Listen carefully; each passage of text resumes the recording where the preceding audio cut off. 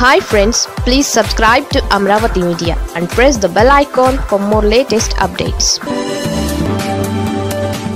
అసెంబ్లీకి హాజరుపై టీడీపీకి జగన్ సంచలన కండిషన్. మాజీ సీఎం జగన్ అసెంబ్లీకి హాజరుపైన తన వైఖరి స్పష్టం చేశారు. అసెంబ్లీ సమావేశాలు ప్రారంభం వేళ పార్టీ ఎమ్మెల్సీలు ఎమ్మెల్యేలతో ప్రత్యేకంగా జగన్ సమావేశమయ్యారు. కీలక దిశానిర్దేశం చేశారు. ఇప్పటికే స్పీకర్ సీఎం సైతం వైసీపీ సభకు హాజరు కావాలని సూచించారు. ఈ నేపథ్యంలో జగన్ కీలక వ్యాఖ్యలు చేశారు. ప్రతిపక్ష హోదా లేకున్నా తాను సభకు రావడానికి సిద్ధమేనంటూ కొత్త ప్రతిపాదన చేశారు. ఇప్పుడు జగన్ ప్రతిపాదన ఆసక్తికరంగా మారుతోంది. ఏపీ అసెంబ్లీ సమావేశాలు ప్రారంభమయ్యాయి.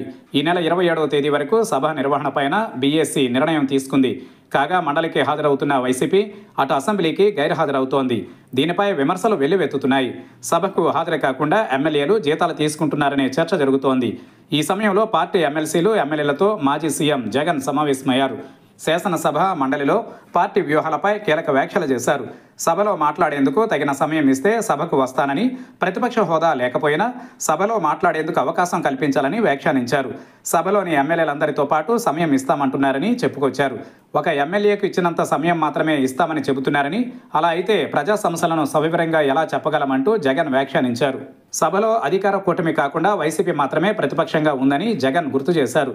కీలక అంశాలపైన మాట్లాడాలంటే సమయం ఇవ్వాలని పేర్కొన్నారు. సభలో సమయం ఇవ్వడం పైన స్పీకర్ వద్ద మాట్లాడాలని కొందరు ఎమ్మెల్యేలకు జగన్ సూచించారు.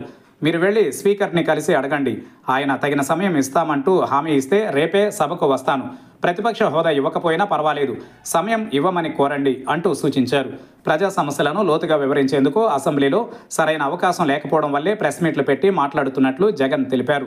వారు చెబుతున్న విధంగా సభకు వస్తే మాట్లాడే అవకాశం ఇస్తామని చెబుతారు, కానీ వాస్తవంగా సమయం ఇవ్వరు.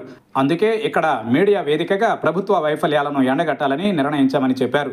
అలాగే ప్రతిపక్ష హోదా ఇవ్వడాన్ని కోర్టులో సవాల్ చేశామని, కానీ స్పీకర్ కోర్టు సమన్లకు కూడా సమాధానం ఇవ్వడం లేదని ఆరోపించారు.